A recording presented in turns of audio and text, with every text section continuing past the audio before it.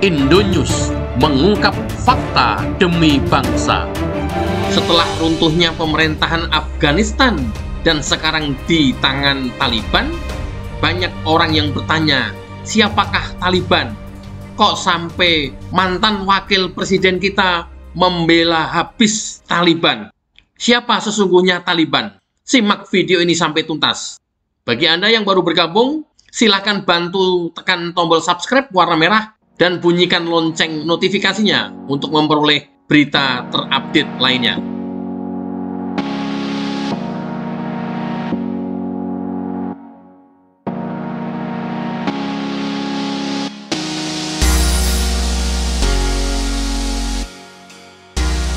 Banyak yang bertanya, siapa sih Taliban ini? Taliban pada dasarnya adalah bentukan baru. Ketika Perang Dingin, akhir tahun 70-an dan awal 80-an, kekuasaan di Afghanistan itu dipegang oleh Najibullah, kekuatan politik yang didukung oleh Uni Soviet yang berhaluan komunis. Amerika Serikat, Pakistan, dan Arab Saudi bekerja sama untuk mendatangkan banyak para pejuang dari negara-negara lain untuk menggulingkan pemerintahan Najibullah. Pakistan pada saat itu memberikan fasilitas militer untuk memberikan pelatihan kepada para pejuang itu. Amerika memberikan latihan militer, skill-skill kemiliteran termasuk persenjataan dan sebagainya, sementara yang membiayai adalah pemerintah Arab Saudi. Para pejuang ini bernama Mujahidin. Mereka berhasil mengusir Uni Soviet dan menumbangkan kekuasaan Najibullah. Selesai belum? Kemudian Burhanuddin Rabbani berkuasa. Berbagai kepentingan itu ternyata tidak selesai sampai di situ. Beberapa kelompok dari suku Pashtun membentuk kelompok sendiri yang kemudian kita kenal sebagai Taliban itu tadi. Friksi di dalam fusi ini memang tidak bertahan lama. Burhanuddin Rabbani juga digulingkan. Ada pembunuhan juga terhadap Ahmad Shah Mas'ud. Lalu Taliban berkuasa selama kurang lebih 5 tahun. Ini menjadi petaka karena ternyata Taliban yang berpaham Deobandi. Deobandi ini adalah aliran yang memang sudah lama mengakar di wilayah Pakistan dan juga Afghanistan yang sebenarnya lebih berhaluan Wahabisme. Berhukum hudud seperti apa yang dilakukan oleh Arab Saudi sama persis. Namun ini perbedaannya. Arab Saudi bisa menggunakan hukum hudud karena tidak ada rakyatnya yang kelaparan. Tapi apa yang terjadi dengan Afghanistan? Rakyatnya yang masih lapar diberlakukan dengan hukum dan undang-undang yang sangat ketat. Ini kemudian menimbulkan gejolak baru di kalangan rakyat Afghanistan. Apa yang terjadi ketika kekuasaan Taliban ini memang membuat efek ketakutan-ketakutan karena di situ juga banyak terjadi intimidasi, terjadi kekerasan terhadap kaum perempuan. Perempuan yang tidak rela untuk dipoligami disiram air keras wajahnya oleh suaminya. Ini ada ratusan kasus seperti ini. Perempuan yang tidak mau memakai burka dilukai wajahnya, dipotong hidungnya. Perempuan yang keluar dari rumah tanpa mahram dipecut dan dianiaya di depan umum untuk dipermalukan. Ini adalah undang-undang yang diberlakukan oleh Taliban ketika berkuasa. Pada saat itu juga di Afghanistan terbentuk Al-Qaeda. Al-Qaeda adalah gerakan yang bersifat lebih global, sementara Taliban lebih bersifat kekuatan politik regional. Mereka seolah-olah berbagi pekerjaan. Kita tahu pada akhirnya Osama bin Laden ada di Afghanistan dalam jangka waktu lama. Setelah diburu oleh Amerika, Osama bin Laden pergi ke Sudan, singgah di mana-mana hingga akhirnya mati terbunuh di Pakistan. Pasca 9/11, Amerika kemudian marah. Mereka memburu Al-Qaeda sekaligus ingin mematikan kekuatan politik Taliban di Afghanistan. Taliban berhasil ditumbangkan dan selama bertahun-tahun sejak tahun 2001 tentara Amerika mendiami pangkalan militer Bagram di Afghanistan. Rakyat Afghanistan merasa aman, berhasil lepas dari cengkraman politik Taliban beserta aturan-aturan yang dijalankan selama itu. Tapi ideologi Taliban dengan Deobandi bukan persoalan yang terlalu mudah untuk dihilangkan. Ketika Taliban tumbang, orang-orang moderat, orang-orang intelektual dan kalangan elit kota di Afghanistan menganggap bahwa Taliban sudah tidak berdaya. Ini yang kemudian menjadi persoalan. Tidak ada gerakan intelektual ke desa-desa, ke gunung-gunung. Bagaimana cara beragama tanpa kebencian, bagaimana cara untuk hidup beragama dengan toleran. Sementara itu, Taliban menguasai wilayah-wilayah desa dan pegunungan. Orang-orang moderat dan kalangan elit kota di Afghanistan menganggap remeh kekuatan Taliban. Padahal, di negara-negara seperti Afghanistan, siapa yang menguasai infrastruktur itu, maka akan menguasai masyarakatnya. Taliban menguasai itu. Taliban tetap hidup dengan pendanaan dari uang kutip transportasi logistik, dari perdagangan opium. Ini yang kemudian di luar perhitungan orang-orang moderat di Afghanistan. Pemerintah Afghanistan terlalu asik dengan kehadiran tentara Amerika. Apa yang terjadi setelah tentara Amerika menjauh dan pergi dari Afghanistan? Taliban dengan mudahnya menguasai rakyat Afghanistan dari distrik ke distrik hingga minggu kemarin menguasai Kabul. Presiden kabur, kalangan moderat kabur, kalangan intelektual pergi jauh dari Afghanistan.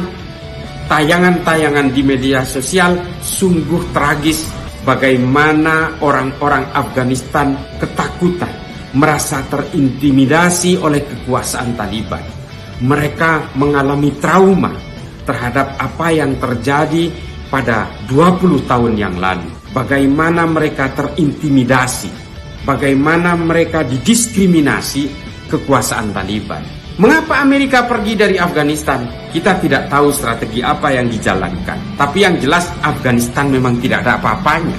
Afghanistan tidak punya laut, tidak punya sumber daya alam, kalaupun ada itu juga tidak sustainable, tidak menguntungkan secara geoekonomi global, sehingga Amerika juga menganggap mungkin ini hanya menghabiskan anggaran. Setelah misinya selesai, Amerika secara domestik sudah merasa aman, Al-Qaeda sudah berhasil dimatikan, dan Taliban dianggap bukanlah ancaman global, hanya ancaman regional. Tentara Amerika pergi. Apa yang terjadi sekarang ini di Afghanistan adalah sebuah kesalahan kolektif dari kelompok-kelompok moderat, kalangan akademisi, elit kota di Afghanistan, dan juga orang-orang yang masih waras di Afghanistan. Semua sudah terlambat untuk mengantisipasi ini. Ini sebuah pelajaran yang sangat penting bagi kita semua di sini adalah kita tidak boleh lagi meremehkan kekuatan-kekuatan radikal sekecil apapun. Baik itu di gunung-gunung, pedesaan, baik itu di hutan-hutan, maupun yang berada di bawah permukaan.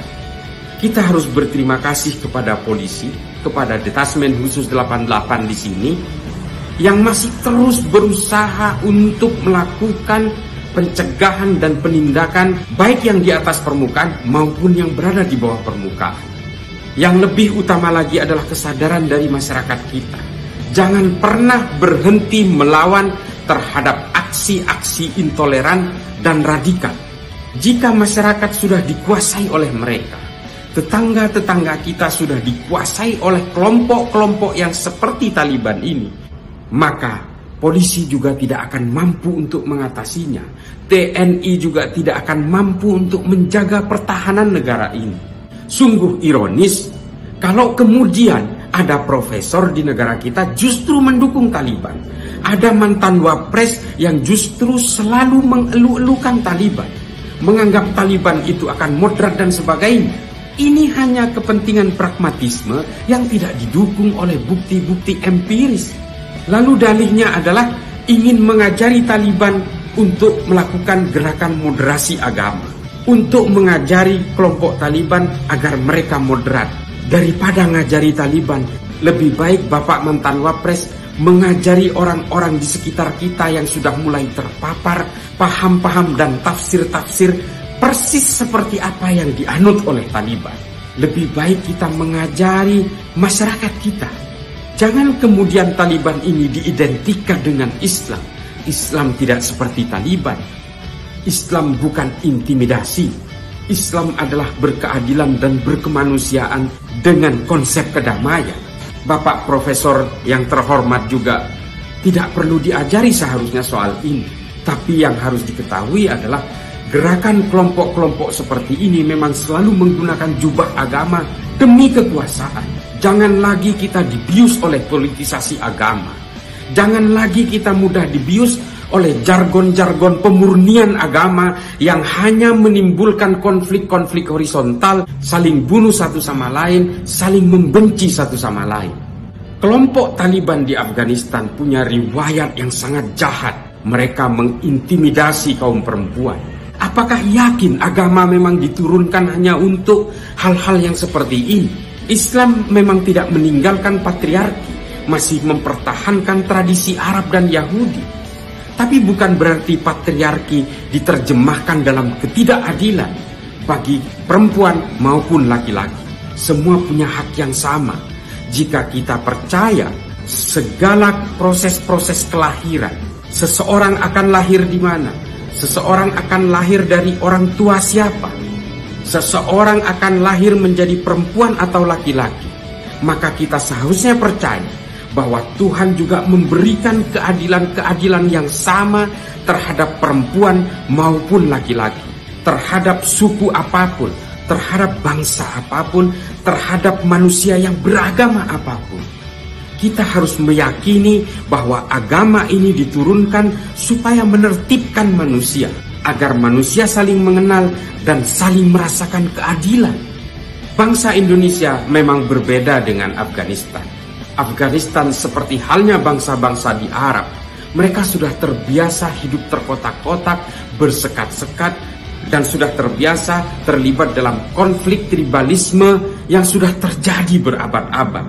Indonesia dengan Pancasila, dengan Bhinneka Tunggal Ika, tidak terbiasa dengan konflik karena perbedaan itu.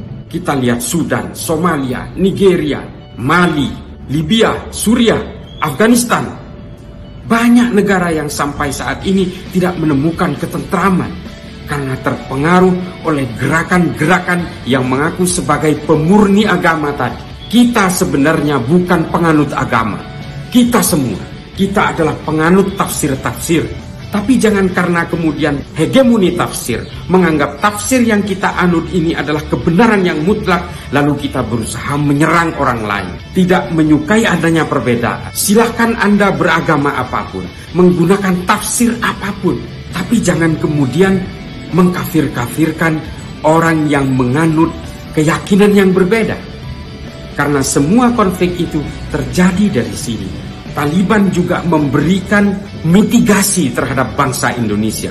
Siapapun yang mengagung-agungkan khilafah, ingin menggunakan hukum syariah Islam sebagai hukum negara, silahkan pindah ke Afghanistan. Bergabunglah dengan Taliban. Anda yang ingin mengganti Pancasila atau yang ingin menggunakan hukum agama sebagai hukum negara di Indonesia, silahkan pindah ke Afghanistan. Di situ tempatnya. Bisa saja Taliban akan menjadi motor khilafah dari Afghanistan. Hukum hudud, hukum syariah yang akan diterapkan Taliban mungkin akan menjadi tawaran yang menarik bagi orang-orang di Indonesia yang selama ini menyuarakan keinginan itu. Saya harap pemerintah memfasilitasi kepindahan mereka. Mari kita lawan intoleransi. Mari kita lawan kelompok-kelompok radikal. Jangan beri ruang sedikit pun di dalam negara kita, di dalam bangsa kita. Marilah kita hidup dengan damai, dengan agama masing-masing dan keyakinan masing-masing, dengan tetap memegang teguh Pancasila dan NKRI harga mati. Merdeka! Setelah menyimak video ini, apakah tujuan mantan Wakil Presiden Republik Indonesia membela Taliban? Apa pengen Indonesia dikuasai oleh Taliban? Atau memang menginginkan anak cucu kita porak-poranda oleh Taliban di Indonesia? Wallahu a'lam bishawab. Terima kasih, kami mengungkap data. Anda yang memutuskan. Wassalamualaikum warahmatullahi wabarakatuh.